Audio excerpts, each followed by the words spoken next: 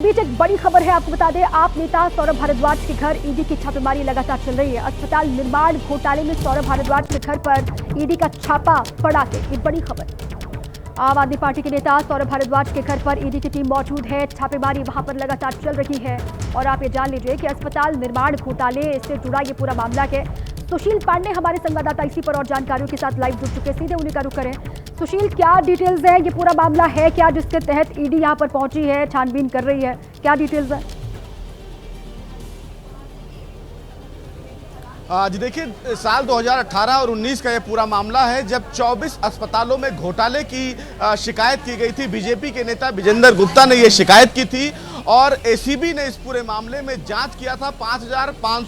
5,590 करोड़ का ये पूरा घोटाला है। और इस समय हम सौरभ भारद्वाज के घर पे मौजूद हैं। आप देखिए, ये सौरभ भारद्वाज का पुश्तैनी घर है जहां पर ईडी की रेड अभी चल रही है। जो दरवाजा है वो फिलहाल बंद है, मैं आपको दिखाऊं, दरवाजा बंद है क्योंकि ईडी की जो जांच है, जो छापेमारी है वो चल रही है। तमाम दस्तावेजों को खंगाला जा रहा है। ईडी ने सौरभ भारद्वाज के घर के समेत 13 जगहों पर यह छापेमारी की है, जहां पर एक साथ ये छापेमारी की है, जहां पर अब रेड चल रही है। सबसे बड़ी बात यह है कि सरकारी अस्पतालों हुआ है, उसको लेकर एसीबी ने इस पूरे मामले में जांच शुरू की थी। और उसके बाद जून 2024 में इस पूरे मामले में फिलहाल एफआईआर दर्ज किया गया था। और साथ ही साथ जुलाई में ईडी को यह केस दे दिया गया था जिसमें मनी लॉन्ड्रिंग के तहत पूरे मामले की जांच की जा रही थी। सबसे बड़ी बात यह है कि जो आरोप लगाए गए वो आरोप बेहद गंभीर थे। बताया गया कि सरकारी पैसे का दुरुपयोग किया गया है और न केवल दुरुपयोग किया गया है बल्कि सरकारी जो अधिकारी हैं, प्राइवेट जो टेंडर वाले हैं, इन तमाम लोगों को फायदा पहुंचाया गया है। 24 अस्पतालों को बनाने की ये पूरी कवायद शुरू की गई थी, लेकिन जब इस पूरे मामले में इन्वेस्टिगेशन आगे बढ़ी तो ये पता चला कि 50% काम भी उन अस्पतालों में नहीं हुआ। और एलएनजेपी अस्पतालों में जिसकी लागत 538 करोड़ में उसके आईसीयू बेड्स और तमाम चीज़ों को बनाना था, उसके लागत को बढ़ाकर 1138 करोड़ कर दिए गए। इस पूरे मामले में फिलहाल लगातार जो इन्वेस्टिगेशन है वो चल रही थी। हालांकि विजेंद्र गुप्ता की तरफ से कहा गया कि आम आदमी पार्टी की जब सरकार थी तो उन्होंने सरकारी पैसे का दुरुपयोग किया। और इसी के मद्देनजर आप तस्वीरों में देखिए कि ये जो सौरभ भारद्वाज का घर है जहाँ पर ईडी की रेड चल रही है। तमाम जो अधिकारी हैं वो घर के अंदर मौजूद हैं और तमाम दस्तावेजों को खंगाल रहे हैं। और इसी पूरे मामले को लेकर अब ये जो जांच है वो आगे बढ़ेगी। देखना बेहद अहम होगा कि ईडी का इन्वेस्टिगेशन कब तक चलेगा, लेकिन कहीं ना कहीं मुश्किलें अब आने वाले। और सौरभ भारद्वाज अंदर ही अपने घर पर ही मौजूद है इस वक्त जब ये कार्रवाई चल रही है वहां पर।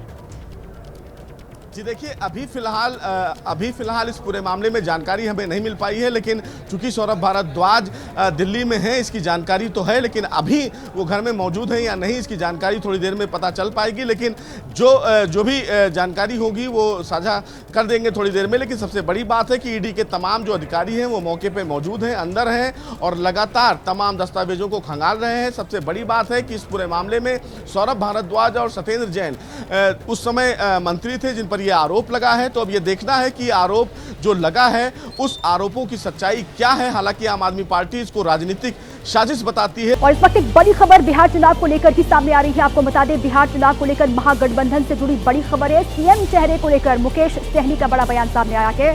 सीएम का फैसला राहुल गांधी नहीं करेंगे, मुकेश सहनी की ओर से कहा गया है। गठबंधन के सारे दल फैसला लेंगे कि आखिर सीएम कौन होगा। हम लोग तेजस्वी के नेतृत्व में चुनाव लड़ेंगे, मुकेश सहनी की ओर से ये बात कही गई है। और उन्होंने ये कहा कि राहुल गांधी ये फैसला नहीं करेंगे कि सीएम का चेहरा महागठबंधन की ओर से कौन होगा। ये बड़ी खबर, बिहार में जल्द ही चुनाव होने वाले हैं और महागठबंधन से जुड़ी ये बड़ी खबर है जहां पर सीएम चेहरे को लेकर मुकेश सहनी की ओर से बड़ा बयान दिया गया। और उन्होंने ये कहा कि सीएम का फैसला, मुख्यमंत्री का फैसला राहुल गांधी नहीं करेंगे, मिलकर फैसला होगा और हम लोग जो हैं वो तेजस्वी यादव के नेतृत्व में चुनाव लड़ेंगे। राहुल गांधी जी डिसीजन नहीं लेंगे कि सीएम तेजस्वी जी होंगे। गठबंधन के सभी दल जो है ना वो सबको मिलकर डिसीजन लेना है और कोऑर्डिनेशन कमेटी बना हुआ, तो कोऑर्डिनेशन कमेटी पे ये सारी चीज चर्चा होगा। अगर व्यक्तिगत मुझसे पूछेगा तो मैं बोल सकता हूँ, तो राहुल गांधी जी व्यक्तिगत बोल सकते हैं, लेकिन जब सिस्टम की बात होगा तो गठबंधन के प्लेटफॉर्म पे क्लियर होगा। तय मतलब क्लियर है कि तेजस्वी जी के ही नेतृत्व में चुनाव लड़ेंगे, लेकिन ये तय गठबंधन के प्लेटफॉर्म से होगा। वक्त तस्वीरें बिहार से आ रही है राहुल गांधी की वोटर अधिकार यात्रा, जिसमें शामिल प्रियंका गांधी आज हुई हैं और ये तस्वीरें वहां से आ रही हैं। ये देखिए आप, राहुल और यहाँ पर रेवंत रेड्डी भी प्रियंका गांधी के साथ दिखाई दे रहे हैं, क्योंकि वोटर अधिकार यात्रा चल रही है राहुल गांधी की बिहार में और आज इस यात्रा का हिस्सा प्रियंका गांधी बनी है। बहुत बड़ी संख्या में कार्यकर्ता बैनर पोस्टर के साथ, और ये बिहार के अलग अलग हिस्सों में किस तरीके से राहुल गांधी इस यात्रा के साथ आगे बढ़ रहे हैं और पूरा कार्यकर्ताओं का जोश, उनका उत्साह, ये तस्वीरें बयां कर रही हैं।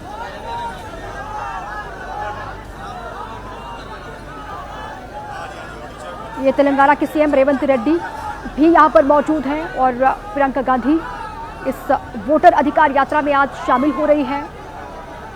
और हमारे संवाददाता दीपक रावत मौके पर ही मौजूद हैं, सीधे उन्हीं का रुख करें। दीपक, आज की तस्वीर सुबह सुबह की सामने आ गई है वोटर अधिकार यात्रा की। प्रियंका गांधी और रेवंत रेड्डी इस यात्रा में आज शरीक हो रहे हैं।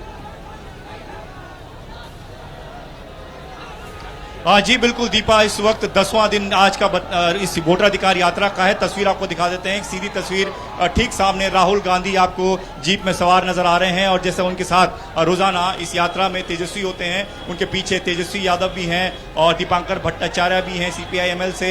और आप आज की तस्वीर में अगर देखें तो रेवंत रेड्डी जो ठीक राहुल गांधी के बगल में जीप में सवार हैं, तेलंगाना के सीएम। और उसके बाद आप प्रियंका गांधी को सीधे तौर पर देख सकते हैं कि आज की यात्रा में प्रियंका गांधी भी शामिल हुई हैं। आज 10वां दिन है, सुपौल से मधुबनी होते हुए दरभंगा ये यात्रा पहुंचेगी और प्रियंका गांधी न सिर्फ आज बल्कि कल के दिन भी पूरी इस यात्रा में शामिल होगी, जो शेड्यूल कांग्रेस की तरफ से जारी किया गया है। और इस दौरान बाकी स्टेट के जो कांग्रेस के मुख्यमंत्री हैं वो भी इसमें शामिल होंगे, चाहे वो कर्नाटका के मुख्यमंत्री सिद्धरमैया हो या फिर हिमाचल प्रदेश के मुख्यमंत्री सुक्खू हो। तो इन सबको यहाँ पर पहुंचना है। अखिलेश यादव भी 30 तारीख को इस यात्रा में शामिल होंगे। तो अब क्योंकि आखिरी चरण इस यात्रा का है, ये 4-5 दिन जो बचे हैं यात्रा में, इसमें कोशिश ये है राहुल तेजस्वी की कि जितने भी बड़े चेहरे हैं, चाहे वो कांग्रेस के हों या फिर RJD के हों या फिर दूसरी इंडिया गठबंधन पार्टियों के चेहरे हों, उनको इसमें शामिल किया जाएगा ताकि एक बड़ा मैसेज दिया जा सके।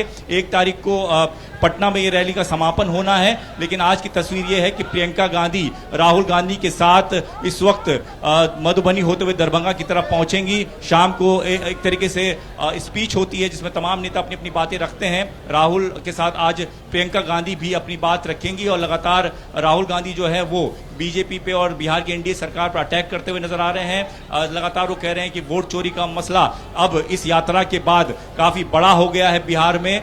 लोगों के बीच अब ये बात फैल गई है कि उनका वोट चोरी किया गया है और इसी आरोप के साथ राहुल गांधी जो है वो लगातार अलग अलग इलाकों में जा रहे हैं, अलग अलग लोगों से मिल रहे हैं, चाहे मखाना किसानों से मुलाकात करना हो या फिर अलग अलग गाँव में जाकर लोगों से पूछना हो कि युवाओं के बीच रोजगार की क्या स्थिति है, महंगाई की क्या स्थिति है, उनके इलाकों में बाढ़ क्या स्थिति है, क्योंकि बाढ़ ग्रसित क्षेत्रों से होते हुए भी ये यात्रा लगातार आगे बढ़ रही है। तो इस वक्त की तस्वीर ये है कि सुपौल के हुसैन चौक से ये यात्रा आज शुरू हुई है। 10वां दिन है और करीबन 16 दिन की पूरी यात्रा है। 25 जिले जो है इसमें कवर होने हैं। 100 से ज्यादा विधानसभाएं जो है ये बताई जा रही हैं कि इसमें कवर होंगी और ये काफिला देखिए लगातार जो है वो अब मधुबनी होते हुए दरभंगा की तरफ बढ़ेगा, जहां पर आज इसका समापन होगा और जनसभा एक होगी जिसमें सारे नेता अपनी बात रखेंगे। जी दीपा। बिल्कुल, और दीपक, उत्साह तो भारी दिखाई दे ही रहा होगा कार्यकर्ताओं में, क्योंकि तस्वीरें हम देख रहे हैं जिसमें बैनर पोस्टर के साथ बहुत बड़ी संख्या में कार्यकर्ता नजर भी आ रहे हैं। आपके आसपास अगर कार्यकर्ता हैं, प्रियंका की मौजूदगी को लेकर, राहुल तेजस्वी की जोड़ी को लेकर क्या कह रहे हैं कांग्रेस के कार्यकर्ता या फिर महागठबंधन के और कार्यकर्ता जो वहां पर लगातार एक्टिवली चुनाव की तैयारी कर रहे हैं? जी लगातार देखिए कार्यकर्ता जो हैं वो उनके साथ साथ चलने की कोशिश करते हैं। आगे कारकेट बहुत बड़ा है, मीडिया वैन एक तरीके से तैयार की जाती है ताकि राहुल का पूरा कारकेट नजर आए, उसमें हम लोग सवार हैं। लेकिन इस वक्त की स्थिति मैं बता दूं कि ये किस लिए इंपॉर्टेंट है कांग्रेस और RJD के लिए। दरअसल ये सीमांचल का इलाका है और सीमांचल के इलाके में कांग्रेस और RJD का दबदबा रहा है। हालांकि पिछली बार जो है यहाँ पर बीजेपी को ज्यादा सीटें हासिल हुई थी, 8 सीटें बीजेपी ने हासिल की थी और यही वजह है कि ये जो वोटर अधिकार यात्रा का रोड मैप तैयार किया गया वो कुछ इस तरीके से तैयार किया गया कि सीमांचल के इलाकों से होते हुए राहुल और तेजस्वी जाएं, यहां लोगों के घर घर जाने की कोशिश करें, लोगों से मुलाकात करें, हर तबके के के लोगों से बातचीत करें ताकि जो अपना खोया हुआ जो वोट बैंक है उसे हासिल किया जा सके। मुस्लिम बहुल इलाका है, किशनगंज, अररिया, कटिहार, सुपौल, इन तमाम इलाकों की बात करें तो यहाँ पर मुस्लिम आबादी काफी ज्यादा है और वोट अधिकार यात्रा जिसको लेकर राहुल गांधी बात कर रहे हैं कि वोट चोरी हुआ है, तो जो अभी ड्राफ्ट सबमिट किया गया है उस ड्राफ्ट के हिसाब से भी अगर आंकड़े देखें तो इन इलाकों में सबसे ज्यादा वोटर लिस्ट से लोगों के नाम कटे हैं, वो क्योंकि अपना प्रमाण पत्र नहीं दे पाए। लोगों का अलग अलग तर्क है, कोई कहता है कि दस्तावेज नहीं थे, बाढ़ में बह गए, कोई कहता है कि दस्तावेज बनाए नहीं। लेकिन यहाँ इन इलाकों में सबसे ज्यादा लोग जो है वो वोटर लिस्ट से उनका नाम बाहर हुआ है। तो एक बड़ा मैसेज देने की कोशिश इसलिए भी है राहुल तेजस्वी की कि वो लगातार इस यात्रा के जरिए कह रहे हैं कि वोट चोरी काफी ज्यादा हुआ है बिहार में। जो लोग सालों से जिनके दादा परदादा रह रहे हैं जिन घरों में, उनका भी नाम काट दिया गया है और इस इलाके को साधने की एक बड़ी कोशिश है। तो 24 विधानसभा सीटें जो इस सीमांचल में आती हैं उन सीटों को साधने की कोशिश जो है वो राहुल और तेजस्वी कर रहे हैं। इसीलिए प्रियंका गांधी को भी इस यात्रा में आज शामिल किया गया है। एक बड़ा मैसेज देने की कोशिश है, बड़े चेहरों को लाने की कोशिश है, क्योंकि अब जो यात्रा आगे बढ़ेगी इन इलाकों में राहुल और तेजस्वी को लगता है कि जो उनका खोया हुआ वोट बैंक है उसे हासिल करना होगा। इसीलिए चुनाव से काफी पहले इसकी यात्रा की शुरुआत और इस रोड मैप की तैयारी कर दी गई थी। जी और दीपक, प्रियंका की मौजूदगी से तो महिला वोटर्स को साधने की भी कोशिश की जाएगी महागठबंधन की ओर से।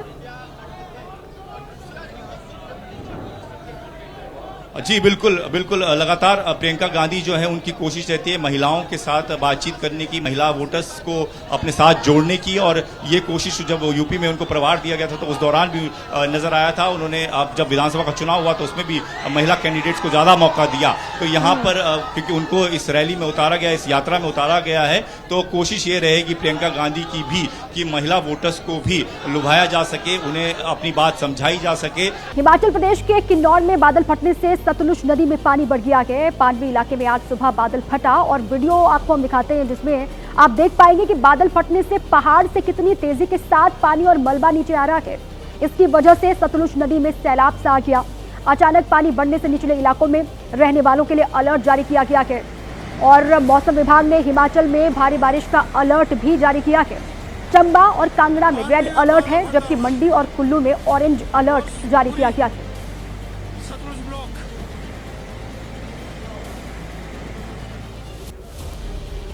उत्तरकाशी में लैंडस्लाइड से गंगोत्री और यमुनोत्री राष्ट्रीय राजमार्ग बंद हो गया है। धरासू और नलूड़ा के पास पहाड़ों से मलबा और भारी पत्थर आने से यहां हाईवे पिछले 24 घंटे से बंद है। कल्याणी, पेडी, नादर चट्टी समेत कई इलाकों के पास रास्ता बंद हो गया और नारद चट्टी साथ में जंगल चट्टी जो है वहां पर सड़क का करीब 200 मीटर हिस्सा धंसने से पिछले 5 दिनों से ये पूरा का पूरा रास्ता बंद है। बीआरओ रास्ते को खोलने के लिए लगातार काम कर रहा है। उत्तरकाशी के गंगा और यमुना घाटी में भारी बारिश की वजह से लोगों को अलर्ट जारी कर दिया गया है। ये उत्तरकाशी की तस्वीर आपके सामने, लैंडस्लाइड यहाँ पर किस तरीके से उसकी भयावह तस्वीरें सामने आई हैं। पूरा हाईवे बंद है यहाँ और अभी कहा जा रहा है कि इस पूरे रोड को खोलने में वक्त लगेगा। हिमाचल के कुल्लू मनाली में भारी बारिश के चलते नदी नाले सब उफान पर हैं। ब्यास नदी अपने रौद्र रूप में बह रही है।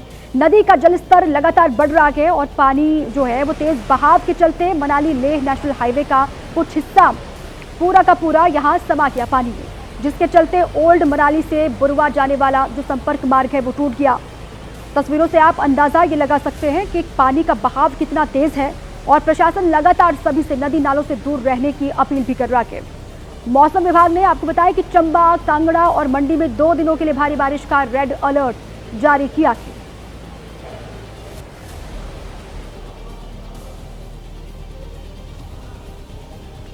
मनाली में भारी बारिश की वजह से ब्यास नदी पूरे उफान पर गए। बीती रात चंडीगढ़ मनाली नेशनल हाईवे पर ब्यास नदी का पानी आ गया और इससे हाईवे बंद हो गया।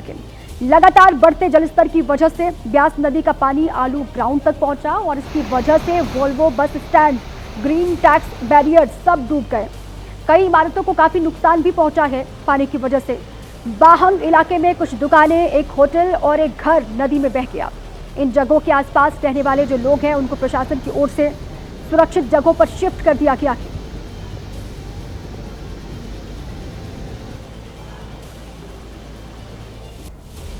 राजस्थान के उदयपुर में बीती रात खेरवाड़ा के पास एक कार अनियंत्रित होकर नाले में जा गिरी। देर रात कार को निकालने के लिए रेस्क्यू ऑपरेशन वहां पर शुरू किया गया और बमुश्किल कार को वहां बाहर निकाला गया। हालांकि कार में सवार लोगों के बारे में अभी तक जानकारी सामने नहीं आई है, लेकिन बारिश के चलते उदयपुर में नदी नाले उफान पर गए, जिसके बाद यह हादसा हुआ। हालांकि बचाव दल यहां पर पहुंचा, रेस्क्यू किया गया, नाले से कार को बाहर निकाला गया। लेकिन अब कार में कोई लोग सवार थे या फिर नहीं थे, अगर थे तो वो लोग कहां हैं, वो सुरक्षित हैं भी कि नहीं, इसके बारे में अभी तक अपडेट आनी बाकी है। वो जानकारी सामने नहीं आ पाई है। लेकिन राजस्थान के भी अलग अलग इलाके हैं जहां पर आप जानते हैं जोरदार बारिश, और ये उदयपुर की तस्वीर आपके सामने है जहां पर बारिश के चलते नाले में गिरी कार।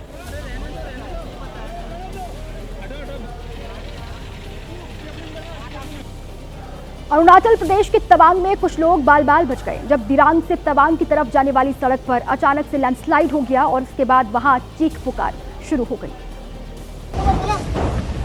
हालात ऐसे हुए कि लोगों की जान दहशत में आ गई। सड़क पर अचानक पहाड़ से टूटकर पत्थर गिरने लगे। अरुणाचल प्रदेश के दिरांग तवांग सड़क से आया ये वीडियो आपके रोंगटे खड़े कर देगा।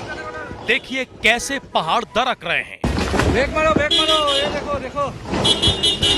एक पत्थर तो सड़क पर खड़ी कार पर भी जा लगा। लोग बचने की कोशिश कर ही रहे थे कि फिर से पहाड़ से टूटकर एक और पत्थर दूसरी गाड़ी पर टकराया। ब्रेक करो जल्दी। लैंडस्लाइड की यह घटना अरुणाचल प्रदेश के पश्चिम कामेंग जिले में हुई और जिस समय सड़क पर पहाड़ टूटा वहां एक साथ कई गाड़ियां खड़ी थीं। जैसे ही उन्होंने लैंडस्लाइड के इस भयानक मंजर को देखा, उनकी सांसें अटक गईं। गनीमत रही कि किसी यात्री के ऊपर पहाड़ का पत्थर नहीं गिरा, नहीं तो बड़ा हादसा हो सकता था। लैंडस्लाइड की वजह से दिरांग तवांग सड़क जाम हो गई और कई यात्री वहीं फंस गए। ओडिशा में भी लोग कुदरत की दोहरी मार झेल रहे हैं। बैतरणी और सुवर्ण रेखा नदियां खतरे के निशान को पार कर गई हैं, जिससे बालासोर, भद्रक और जाजपुर में बाढ़ के हालात पैदा हो गए हैं। जहां तक नजरें जा रही हैं, हर तरफ पानी ही पानी दिखाई दे रहा है। बालासोर जिले के कई ब्लॉक उफनती सुवर्ण रेखा नदी से जलमग्न हो गए हैं।